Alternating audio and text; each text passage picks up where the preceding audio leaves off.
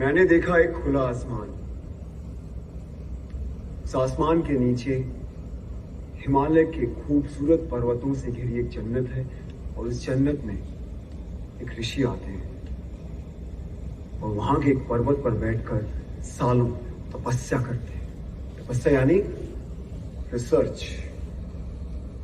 वो रिसर्च करते हैं ताकि उस जन्नत से ज्ञान की गंगा बह सके। उन ऋषि का नाम था ऋषि कश्यप और उन्हीं के नाम पर इस जन्नत का नाम रखा गया Kashmir. Good opening, very inclusive. फिर मैंने देखा शंकराचार्य केरला से पैदल चलते हुए कश्मीर पहुंचे। केरला से कश्मीर जी। उनके पास कोई पुष्पक विमान नहीं था, सो ही लिटरली वॉक्ड। और उन्होंने हिमालय की गोद में बैठकर सालों रिसर्च किया, क्योंकि फिलॉसफी पे वो जो रिसर्च कर रहे थे वो सिर्फ जन्नत में संभव थी, यानी कश्मीर में। जैसे हमारे यहां से best researchers, scientist, students higher education के लिए फॉरेन जाते हैं, उसी तरीके से भारत के कोने कोने से best of the minds Kashmir पहुंचे और अपने अपने स्पेशलाइजेशंस के पंडित बन गए। पंडित लाइक का पीएचडी। मैंने देखा अभिनव गुप्त और उत्पल देव फिलॉसफी पर रिसर्च कर रहे हैं, लोगाक्षी एस्ट्रोनॉमी पर। He was the first astronomer in the world.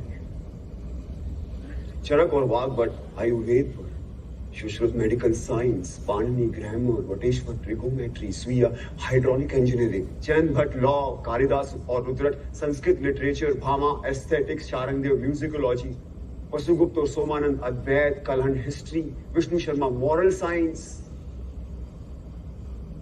Panchatantra उन्होंने लिखा। मैंने देखा राजा ललितादित्य के शौर्य और पराक्रम को, मैंने सुना ललेश्वरी के वाक को। ये जो फिल्में, टीवी, थिएटर, वेब सीरीज, यानी जो कुछ भी हम नेटफ्लिक्स पे देखते हैं, ड्रामा, इस ड्रामा की साइंस यानी नाट्य शास्त्र, जिसे 5वां वेद भी कहा गया है, उसे भरत मुनि ने कश्मीर में ही लिखा।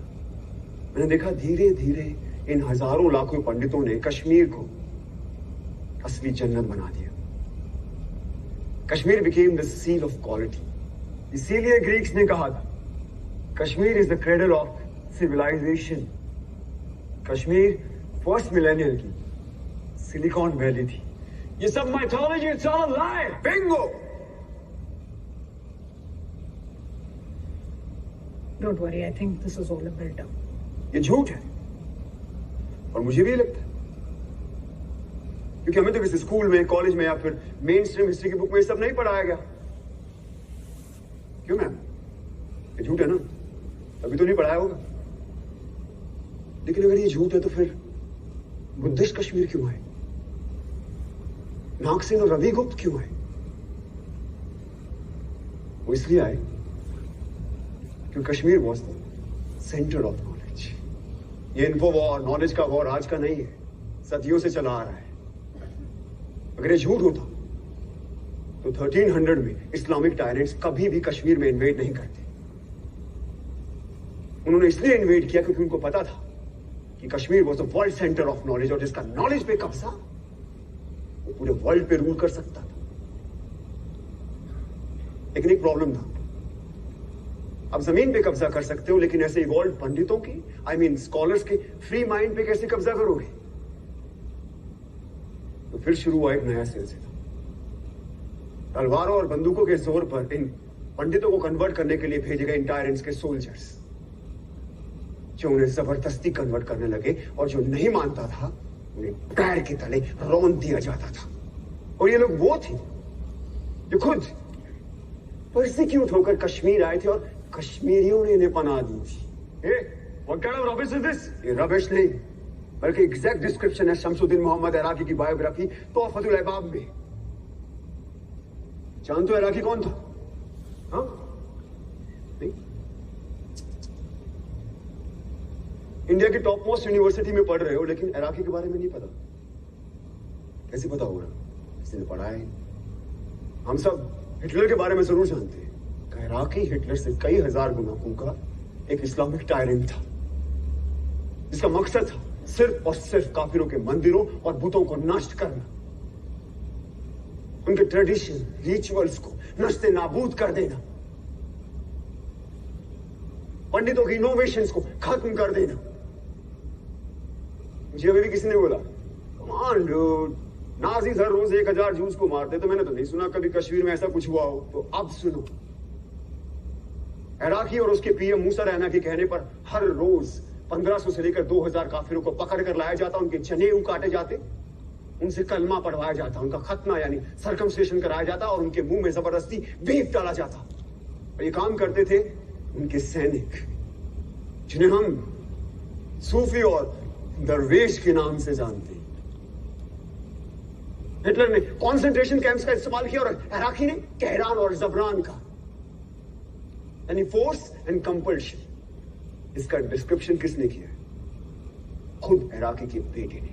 And if you want the original manuscript, it is available in Research and Publication Department of Jammu and Kashmir State under extraction number 551. Must read.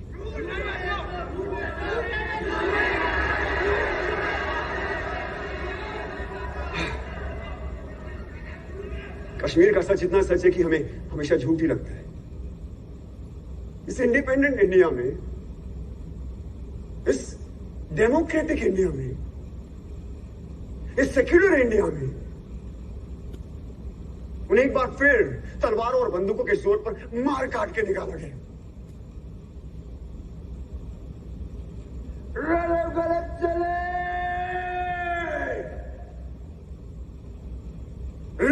गलत चले।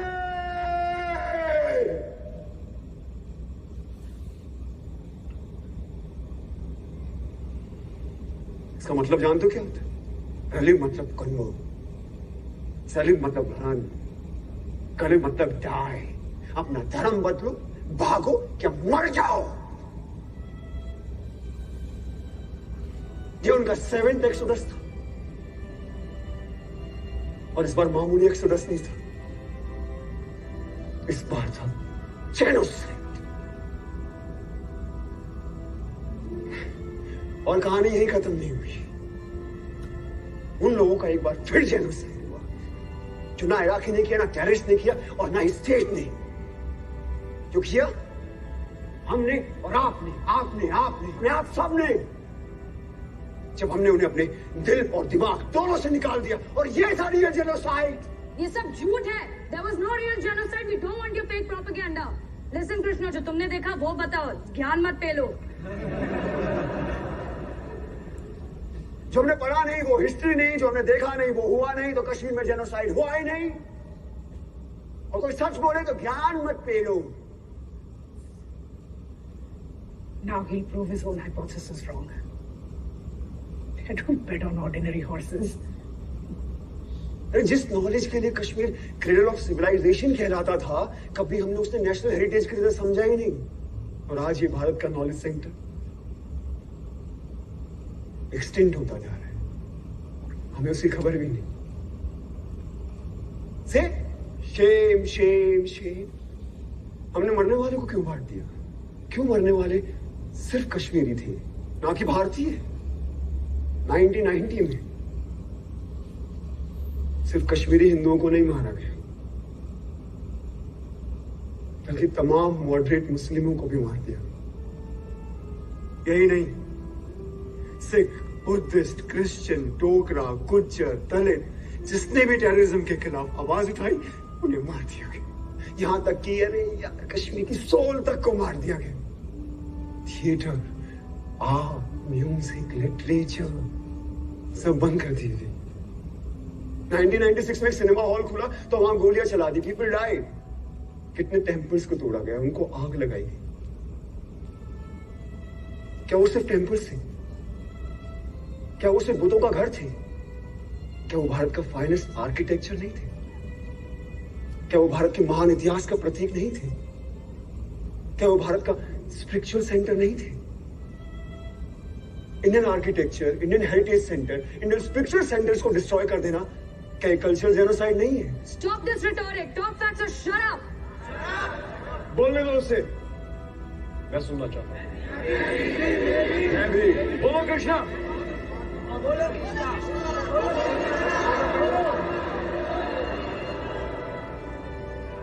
बिट्टा ने ओपनली टीवी इंटरव्यू में एक्सेप्ट किया कि उसने 20 मासूम लोगों को मार डाला।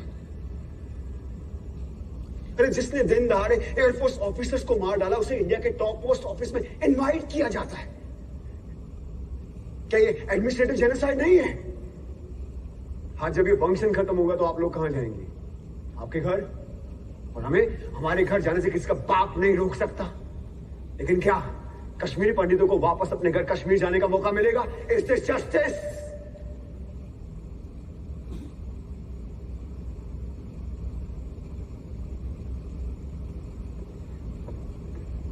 मैं तो एक स्टूडेंट हूं, सो कॉल्ड भारत का यूथ, द फ्यूचर। मैं दुनिया के बारे में ज्यादा जानता नहीं, लेकिन इतना जरूर जानता हूं कि जिस राष्ट्र में राइट टू जस्टिस नहीं, वो राष्ट्र कभी विश्वगुरु नहीं बन सकता। राधिका, प्रोफेसर राधिका मेनन, आपने एक बार मुझसे कहा था कि हर कहानी में एक विलन होता है। बिल्कुल होता है, लेकिन उससे बुरा विलन कोई नहीं जो एक बच्चे से उसकी मां को छीने। कहा जाता है कि जिस जमीन से आपकी जड़ें जुड़ी होती है ना, वो जमीन आपकी मां होती है। तो हाँ, है कश्मीर मेरी मां।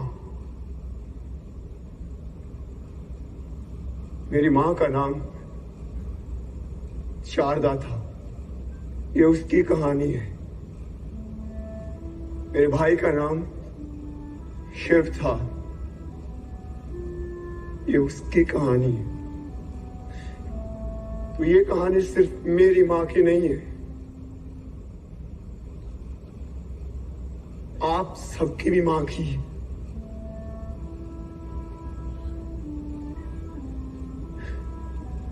तो आइए हम वो देखते हैं जो मैंने आज से पहले कभी नहीं देखा।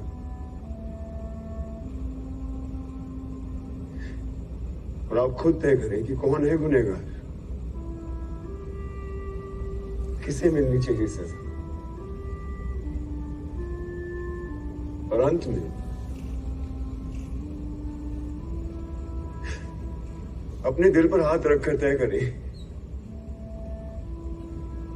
कि आप कैसे करेंगे इसका प्रायश्चित, और क्या है आपका ह्यूमैनिज्म।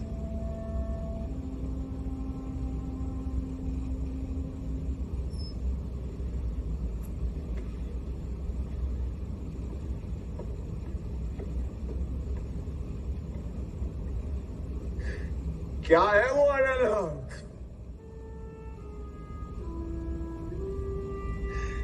क्या है वो लोहे अजल?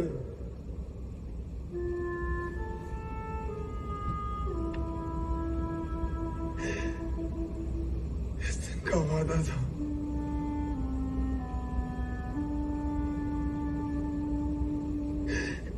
हम सब देखेंगे।